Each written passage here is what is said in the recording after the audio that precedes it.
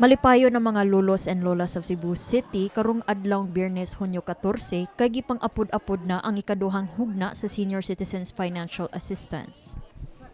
Lakip sa mga nakadawat sa ilang 3,000 pesos nga cash aid dinhi sa Lahog Elementary School, silang Nanay Florencia ug Nanay Imelda nga naghinam-hinam ng makapalit sa ilang pagkonsumo ug mga maintenance nga tambal. Nalipay ko kay mao naman ni akong panginabuhi. Mora akong kuhaan ang gasto sa akong pagkaon. Malipayon nga nakadawat na.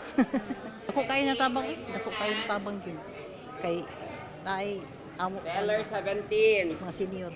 Tambal ba ka ng maintenance?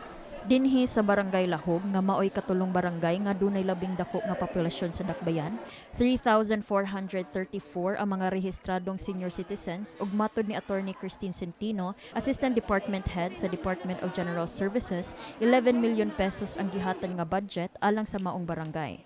Dugang niini kasagarang problema nga nasinati atol sa distribusyon mao ang wala pagtugma sa mga OSCA ID sa ubang mga senior citizens. Mga 11 million kapin ang mahatag sa Cebu City government diri lang sa Lahog for our department.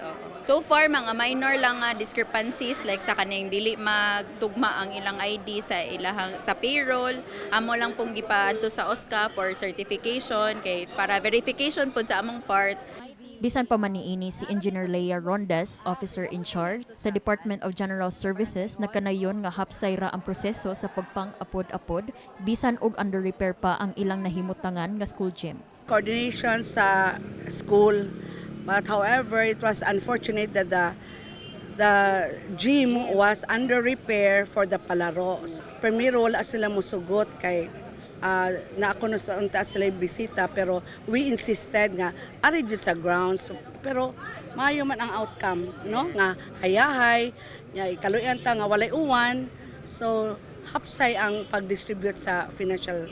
Samtang dili angay mabala ka mga lulog-lula nga bedridden na kay sila'y mao'y bisitahon sa ilang mga panimalay sa mga dispersing officers aron mahatagan sa ilang ayuda.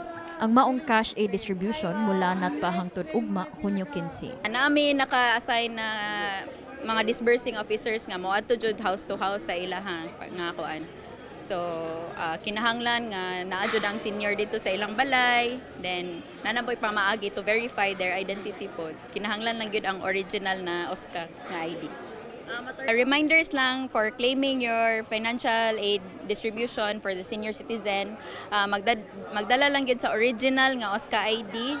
We do not accept the scanned or photocopy of your IDs. Kini si Elaiza Mae Peñaranda, alang sa My TV, Cebu.